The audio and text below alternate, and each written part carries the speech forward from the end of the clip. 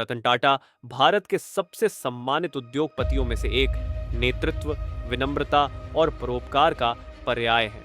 28 दिसंबर 1937 को टाटा परिवार में जन्मे रतन नवल टाटा ने धन और प्रतिष्ठा के बीच अपना बचपन बिताया। हालांकि टाटा समूह के पूर्व चेयरमैन बनने की उनकी यात्रा खड़ी मेहनत, दृढ़ निश्चय और भारत के विकास के प्रति अटूट दृष्टिकोण की कहानी है। रतन टाटा का पालन पोषण उनकी दादी लेडी नवाज़बाई टाटा ने किया, क्योंकि उनके माता पिता का तलाक तब हुआ जब वे केवल 10 वर्ष के थे। अपने व्यक्तिगत जीवन में आई चुनौतियों के बावजूद उन्होंने शिक्षा में उत्कृष्ट प्रदर्शन किया। उन्होंने 1962 में कॉर्नेल विश्वविद्यालय से आर्किटेक्चर और स्ट्रक्चरल इंजीनियरिंग में डिग्री प्राप्त की। इसके बाद उन्होंने हार्वर्ड बिजनेस स्कूल से प्रबंधन का कोर्स किया, जिससे उनकी नेतृत्व क्षमता और भी निखर गई। रतन टाटा का टाटा समूह में प्रवेश किसी भव्य तरीके से नहीं हुआ। उन्होंने अपने करियर की शुरुआत टाटा स्टील में की, जहां वे फर्श पर काम करते थे और व्यवसाय को जमीनी स्तर से सीखते थे।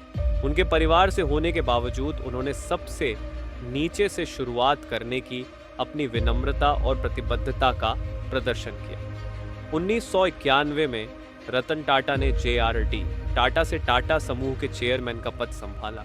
ये समय भारत में आर्थिक उदारीकरण का दौर था और कंपनी को आंतरिक चुनौतियों का सामना करना पड़ रहा था। कई लोगों ने सवाल उठाया कि क्या वे अपने पूर्ववर्ती की विरासत को बनाए रख पाएंगे, लेकिन रतन टाटा ने जल्द ही अपनी क्षमताओं का प्रदर्शन किया। रतन टाटा के नेतृत्व में टाटा समूह ने अपने वैश्विक पद चिह्न को बढ़ाया और अपने व्यापार को विविध बनाया। उनके सबसे बड़े उपलब्धियों में से एक था टेटली, जगुआर लैंड रोवर और कोरस स्टील जैसे अंतर्राष्ट्रीय ब्रांडों का अधिग्रहण। इन रणनीतिक अधिग्रहणों ने टाटा समूह को एक वैश्विक शक्ति बना दिया और रतन टाटा को भारतीय उद्यमशीलता का प्रतीक बना दिया। उनके सबसे महत्वाकांक्षी परियोजनाओं में से एक थी टाटा नैनो का निर्माण, जो दुनिया की सबसे सस्ती कार थी। यह परियोजना भारत के लाखों परिवारों के लिए कार खरीदने का सपना पूरा करने के उद्देश्य से शुरू की गई थी। हालांकि इसे बाजार में चुनौतियों का सामना करना पड़ा, फिर भी यह रतन टाटा की नवाचार की प्रतिबद्धता और साधारण भारतीयों के जीवन को बेहतर बनाने की उनकी दृष्टि का प्रतीक था। अपनी अपार सफलता के बावजूद रतन टाटा हमेशा विनम्र और सरल व्यक्ति बने रहे।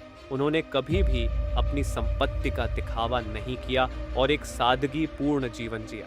उनके परोपकारी प्रयास भी उतने ही प्रेरणादायक हैं। टाटा ट्रस्ट्स के ट्रस्टी के रूप में उन्होंने भारत में स्वास्थ्य, शिक्षा और ग्रामीण विकास में महत्वपूर्ण योगदान दिया। उनका मानना था कि व्यवसाय केवल मुनाफे के लिए नहीं होने चाहिए, बल्कि समाज के प्रति भी उनकी जिम्मेदारी होनी चाहिए। उनके नेतृत्व में टाटा समूह की कॉरपोरेट सामाजिक जिम्मेदारियों ने लाखों लोगों के जीवन पर सकारात्मक प्रभाव डाला। रतन टाटा का नेतृत्व उनके मूल्यों से परिभाषित होता है: ईमानदारी, विनम्रता और समाज के प्रति गहरी जिम्मेदारी। उन्होंने अपने कार्यकाल के दौरान कई चुनौतियों का सामना किया, जिसमें उनके फैसलों के प्रति संदेह, आर्थिक मंदी और कॉरपोरेट प्रतिस्पर्धाएं शामिल थीं। फिर भी उनकी दृढ़ता और दृष्टि ने टाटा समूह को नई ऊंचाइयों पर पहुंचाया।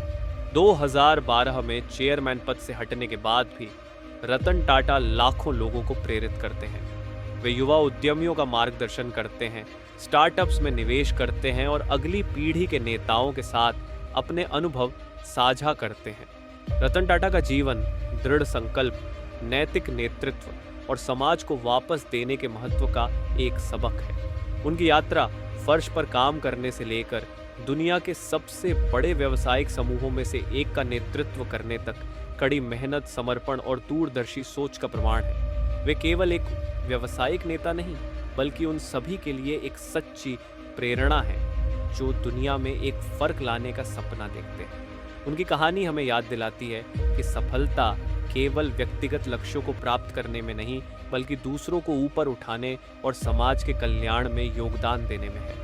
रतन टाटा की विरासत आने वाली पीढ़ियों को प्रेरित करती रहेगी। रतन टाटा सर, आपका जीवन अनगिनत लोगों के लिए प्रेरणा का स्रोत रहा है। आपने न केवल उद्योग जगत में भारत को गर्व से ऊंचा किया, बल्कि अपने परोपकार, सादगी और मानवीय मूल्यों से हमारे दिलों में एक विशेष स्थान बनाया।